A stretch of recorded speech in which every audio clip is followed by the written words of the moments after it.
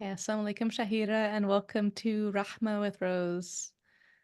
Alaikum, Rose. So glad to be here. Thank you for inviting me. Yeah, it's such an honor to get you on the show. We've spoken before, and I really wanted to introduce other people to you and share really fascinating stories. So let's dive into this. I'm going to ask you the question I like to ask everyone. Can you remember when you first started getting interested in spirituality? Yes, I do remember the time. I was a teenager, probably 14, 15 years old, and I started wondering around purpose. I mean, my parents were religious, so I always went to Sunday school, but I don't remember actually having to learn about purpose. So I think when I started asking the questions myself, around what is life about? Why are we here? I started to think about all of the different religions. I started to think Mhm. about all different people, Mm, monuments, places in the world that people would go to mm, worship mhm, specifically. And I remember thinking to myself, I think this is spirituality. I think this is mm. religion and making the connection, between again purpose, finding purpose and God. So definitely through the age of coming in our Mhm. teenage years. Tell me So more about that, please. So you were studying world religions, you were kind of looking globally, and then what was it that resonated the most with you to help you understand your purpose more? I think it's difficult as a human being to try to navigate, period. And then you add the layer of being a teenager in the United States, growing up as a what I call a 1.5 generation American. My parents, like I said, they were religious, but they were more culturally religious, Mhm. meaning we were from Afghanistan. So, there were certain cultural rules that people followed in the household. And I think living a life where I was one person at home and one person at Mhm. school made me realize that our brain has a lot of power Mhm. in how we see things. And like I said, I was really trying to understand, is what I'm following culture? Is what I'm Mhm. following religion? So because we were going to Sunday school, my mom would actually teach there. I learned about Islam first. That was the natural progression of our life. So going to different teachers, asking different questions about Islam, I feel like became very prescriptive. People were talking about you need to pray, you need to fast, Mhm. you need to say your Shahada, giving you the 5 pillars of Islam or trying to teach you the basics, Mhm. but they never really touched on what is the purpose. So I started doing my own digging in high school, learning about different religions. And for me at that time, I think I was learning about Buddhism, I was Mhm. learning about Christianity, about Judaism, and trying to find the one that was logical or fit the most. Mhm. Not really telling my parents, obviously, that I'm that I'm looking into world religions, but more as an area of study, like trying to Mhm. understand what our purpose in life was. So that's when I dug into really, like I said, the different religions, different people, different Mhm. monuments, learning about what Mecca was, what Mhm. Hajj was, and what pilgrimage was, and why people go to church, why people go to temples, and what they were actually worshiping. And I've always found it fascinating. Like it's Mhm. fascinating. People are always trying to find purpose. So I always feel like there's substance, like, in worship. So yeah. Yeah, well, as a fellow religion nerd, I can say I was doing the same thing when I was a teenager, visiting places to worship, going to what we had encyclopedias back then, and we didn't have Right, as much exactly. resources we do nowadays, right? Right, exactly. So when in this path, what did you conclude? What happened from this search you were on? I think the biggest revelation for me when I was a child is that, I there was always this thought of like, you have a conduit to God. Mhm. You have an imam, you have a priest, you have, your religious advisors, and I think at that time I was really into finding someone who could guide me religiously. Mhm. And so again, being young, you want someone to kind of show you the way because you don't know Mhm. the way. Yeah. And I think as I grew older, I realized that there's no guide that can tell you what to do. Mhm. And I think that was another part of my spiritual growth is realizing so much of our spiritual lives or, lives with God or Mhm. lives in our head. We Mhm. talk to God, we seek purpose, we ask questions, and maybe sometimes it's silently. I know it was for me Mhm. because, I don't Mhm. want my religious cultural parents knowing I'm doing all this, research into God and different religions. But then realizing that was the Mhm. seeking purpose was God. Mhm. And so it's interesting. I think the passion we have as teenagers and the questions that we have Mhm. growing up, those get quiet, I think, as you Mhm. get older, and they really Mhm. shouldn't. It's a Mhm. beautiful place to be, but Yeah. we settle in our lives. Yeah, we get so busy with the obligations of being an adult, right? When you're a child, you have a lot less obligations, so you Right. have the opportunity to search for the meaning of life. Exactly. Mm. Exactly. Yeah. Hey, so tell me from that time you kind of found within your guidance, has that informed your spiritual path since then as an adult? That's a great question. When I believe I was 18 years old, I had graduated from high school, and at that time, my parents were very much suggesting that I get married. This was when I was young. I mean, young Mhm. adult. And my father was sick. He had cancer at the time. And, again, life and death, I think they change your perspective. So I started becoming more deeply religious. I say religious more because I started to care about what Islam was on the outside. I started, Mhm. really focusing on the five pillars, like Mhm. praying for the sake of praying and Mhm. checking off the boxes, dressing the way you're supposed to, quote, supposed to as a Mhm. Muslim, to check off that box. Getting involved in Sunday school. And my father was very sick, and so I was married at a younger age. I had children at a younger age, and I think somehow, and this is an interesting dynamic, somehow in becoming more prescriptive, Mhm. I lost the curiosity and wonder of what the pursuit of purpose in God was. And Mhm. I believe for a period of time, I was more ignorant than I was Mhm. spiritual. It was more about this is the right way to do things because Mhm. at that point I had decided, Islam is the way. Yeah. But then again, became very prescriptive about it, became very judgmental of Mhm. others who weren't Mhm. like that, Mhm.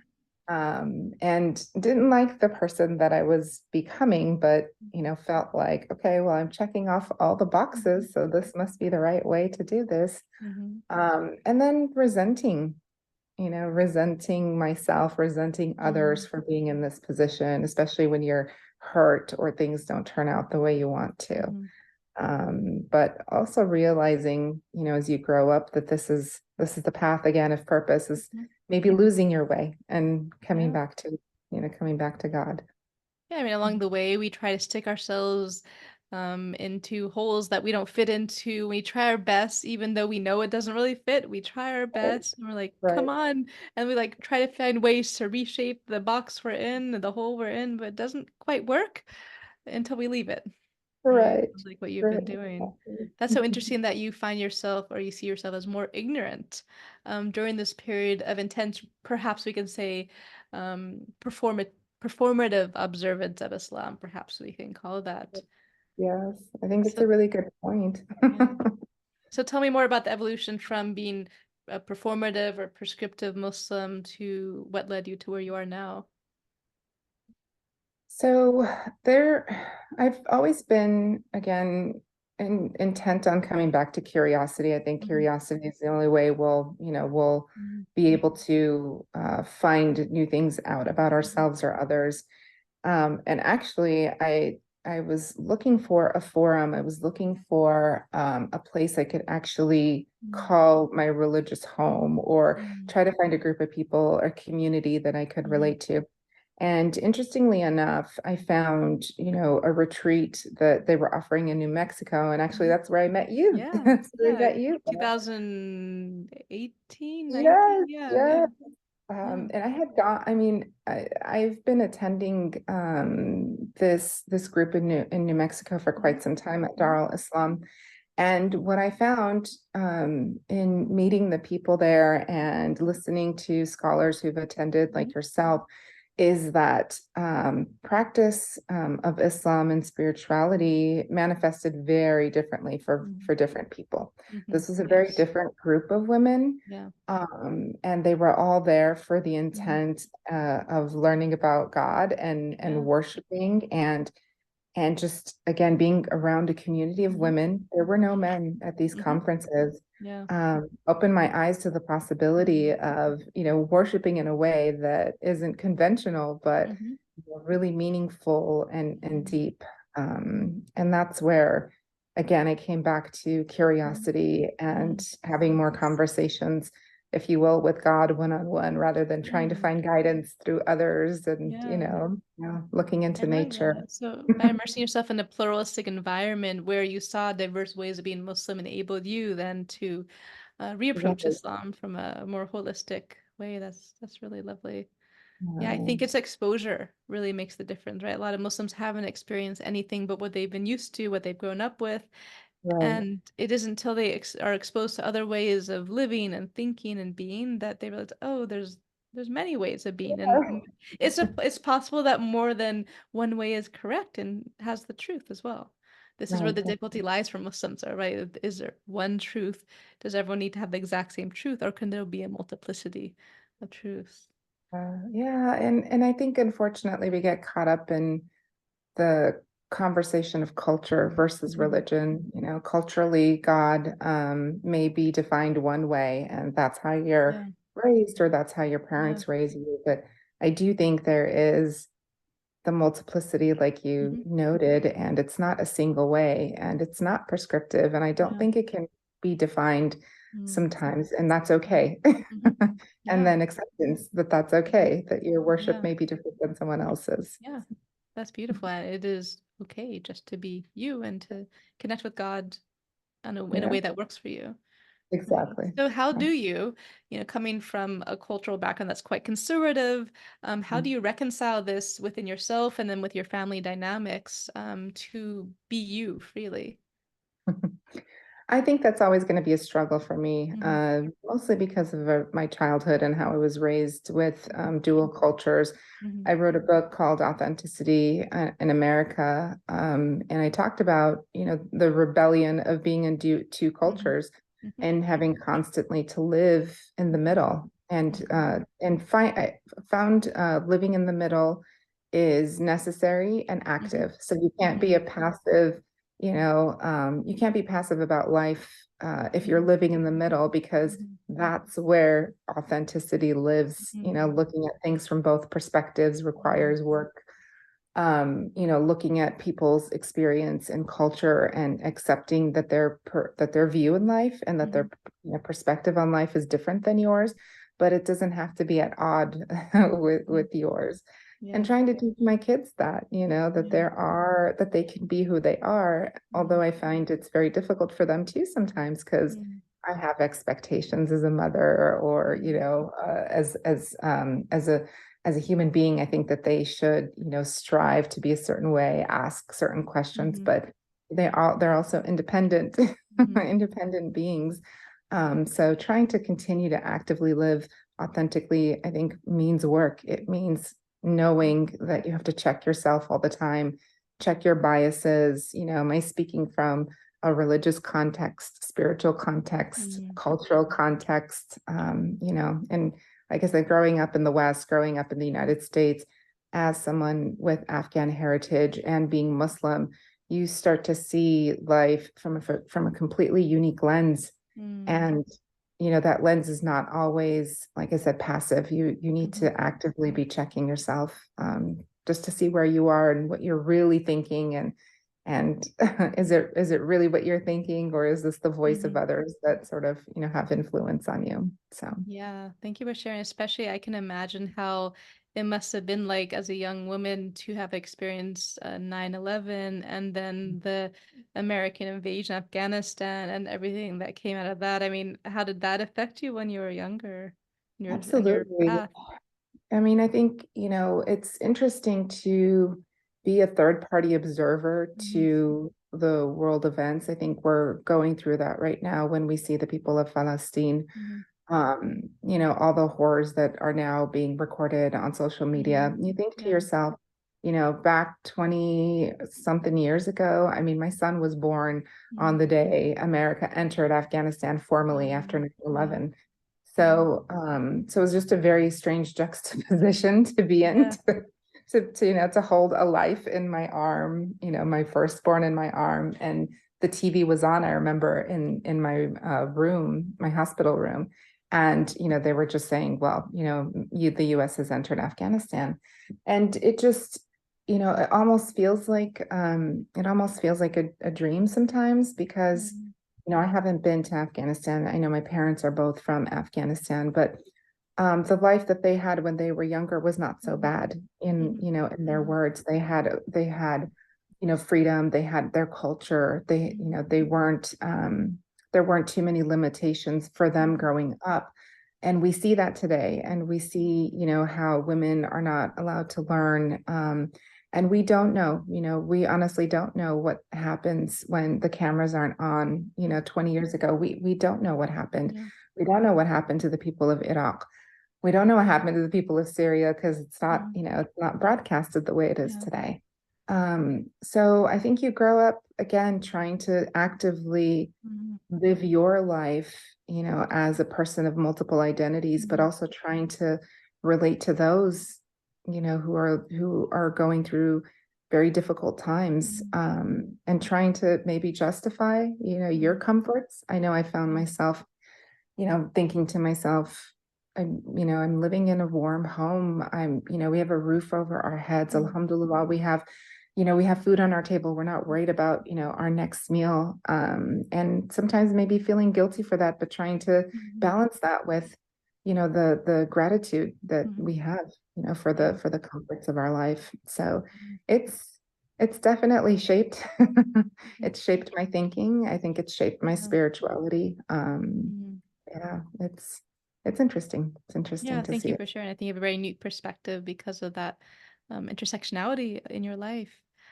So the spiritual path and healing path are definitely interrelated, and you can't really take them apart. But if you were to also explore your trajectory of healing, how would you kind of trace that path alongside or connected to spirituality or alone?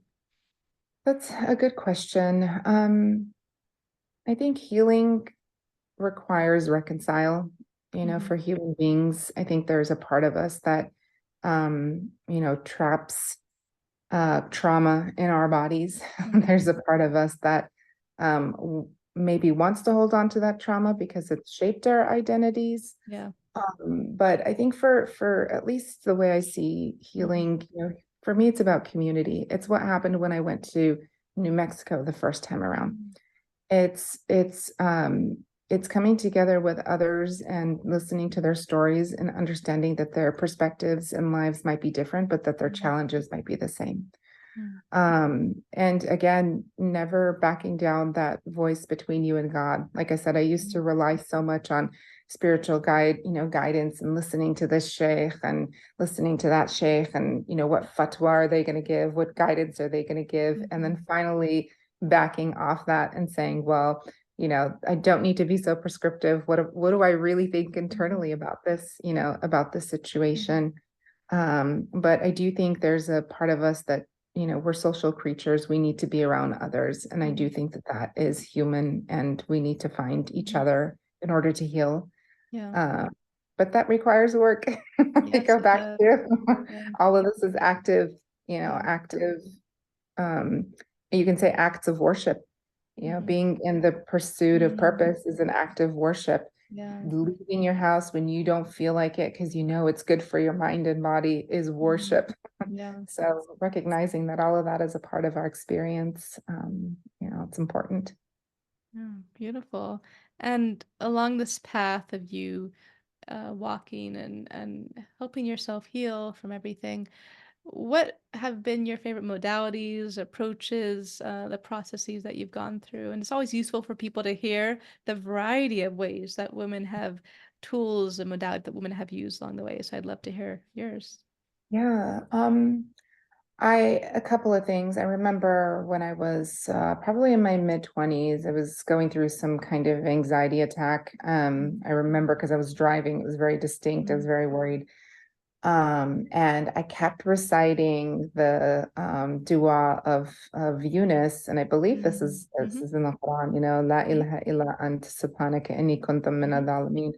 The story of being in the dark of the night, in the darkness of the whale, in the darkness of of the insides, and knowing that darker times have prevailed in this universe, mhm, and that like our struggle, I think in the moment, especially like with, people who are experiencing anxiety, and I see it every day. I see it with my children, I see it with my family members and mhm, friends, that like in that moment, our feelings and emotions supersede everything that's happening mhm, around us, and trying to separate ourselves from that moment in itself. mhm, Saying that dua, I'll always remember, like, it saved me. I think I repeated it mhm, for, I don't even know how long. I was driving, and then I got home, or I got to work somehow, mhm, and I kept repeating it over and over and over again. And I think through that act and practice,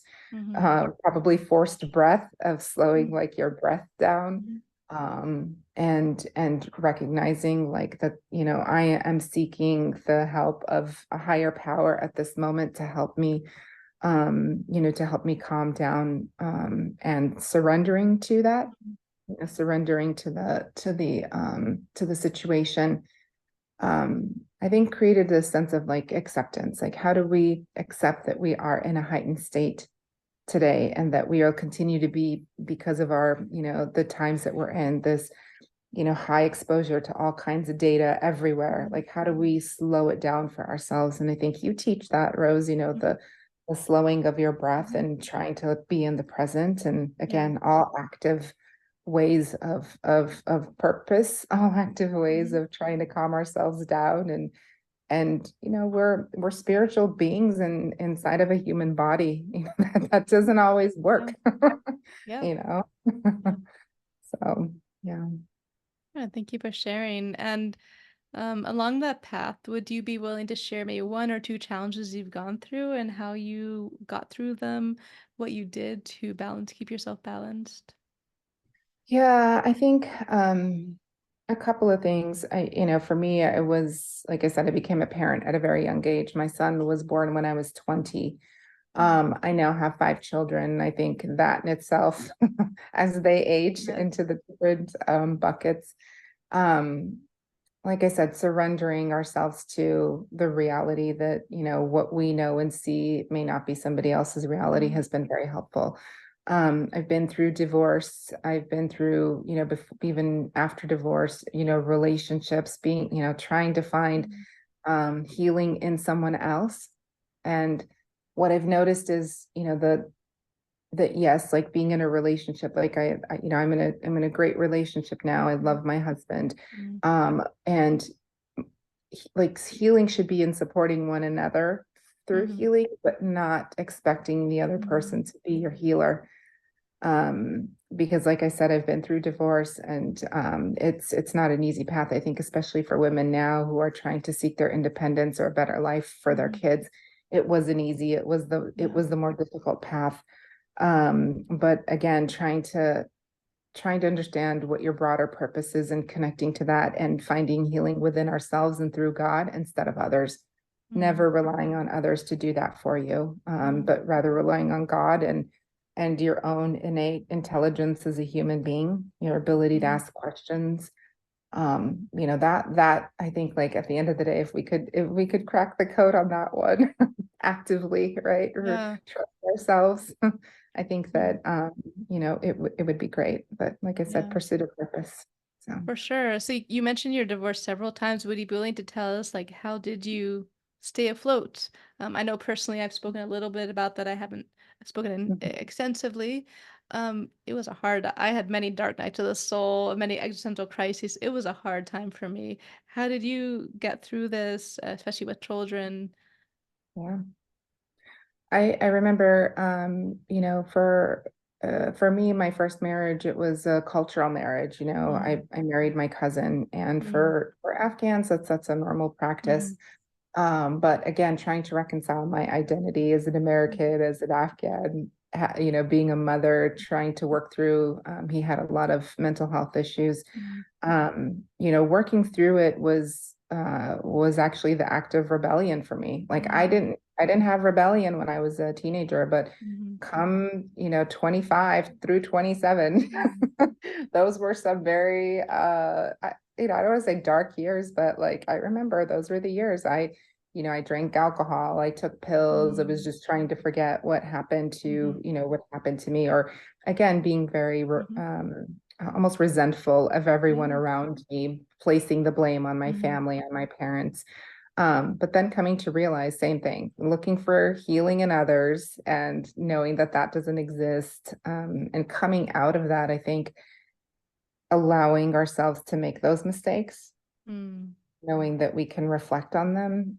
Because, I just don't think like it's realistic to feel like, okay, well, I'm going to try to be this great human being all the time and that I'm going to be perfect. We know that's the state of the angels, or that's the Mm-hmm. state, Yeah. a non-human state. Mm-hmm. And so holding ourselves accountable, but in a way that's forgiving instead Mm-hmm. of punishing, that's highly difficult to do. Mm-hmm.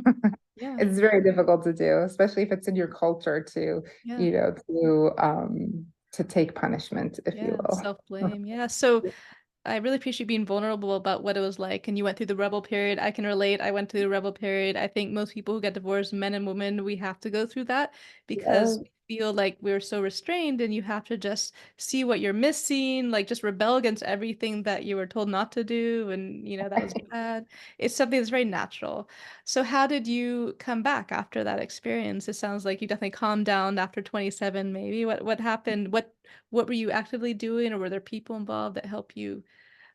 Out of that stage. That's a stage that some people are not able to get out of. Yeah, I think, you said it perfectly yourself. Like, what are you missing?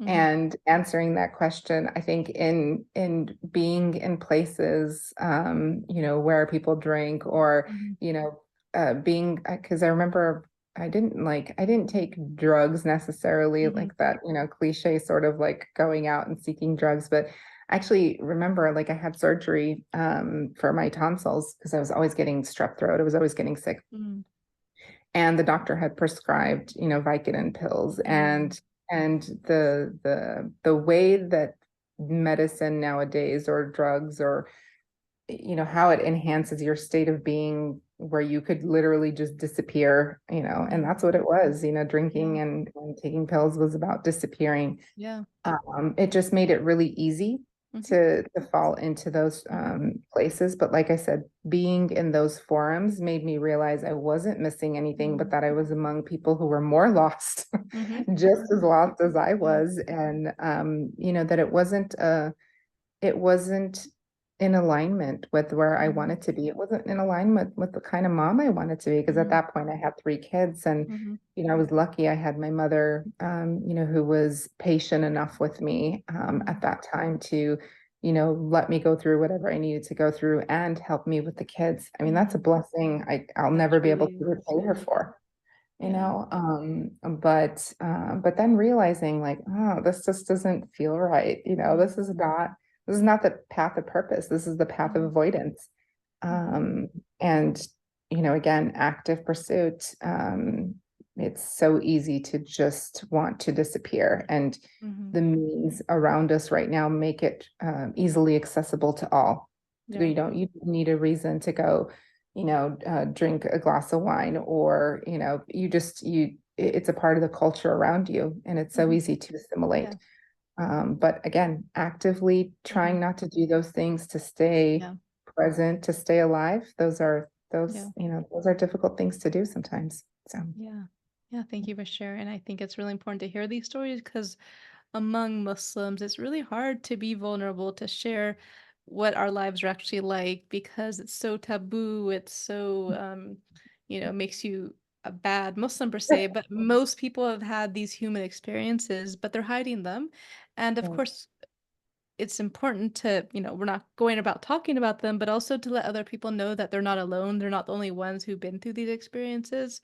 It's right, something that we've learned from, that we've experienced in the past, but now we've learned our lesson, right? So right. it's a very human process. I just really want the listeners who are listening or watching to this to just know that if they've been through something similar, it's not just the many people have been through this. And I appreciate you sharing. Yeah, of course, of course. Yeah. As we wrap up, do you have any pearls of wisdom you'd like to share with the listeners that from your life lived? Yeah, like I said, for many of us, because of our the state of the world, honestly, we're constantly moving around and trying to find a place to call home, Mhm. at least on this earth in our Mhm. temporary state. And identity crisis is real. Mhm. It's going to be real, and it's going to be active for many of us in this generation, and for our children, and those around us who are migrating on this earth. Mhm. And like I said, trying to find healing in others doesn't work. So Mhm. the work that you need to do on yourself and your Mhm. identity is critical. If Mhm. you can figure out who you are and be content with who you are on this earth, Mhm. then I think you have the capacity to help others. But if you're in the middle of an identity crisis, or Mhm. you can't, figure out where you belong, um, know that your path is in the middle. I Mhm. always tell people, Yeah. if you're constantly looking for a place to call home, that's okay, because that means that you have been chosen to live Mhm. to live life in the middle. Yeah. But to be okay with that and to accept that, come to acceptance with that, I think requires a strong mind and a strong heart, Mhm. and knowing that sometimes maybe our purpose is in helping ourselves, and therefore being able to help others. So Yeah. Oh, I Shahira, think I really appreciate you and value you, and I validate you sharing your experiences in a public setting and appreciate you so much for being vulnerable, authentic, for truly being you, and for leaving this message that I hope resonates with people who are listening today. Well, thank you, thank Riz, you. for inviting me. If people want to find you online, where do they go? So I have my website, shahiraq.com, Okay. where you can find all of the different services that I offer. Right now, I do a lot of business strategy planning.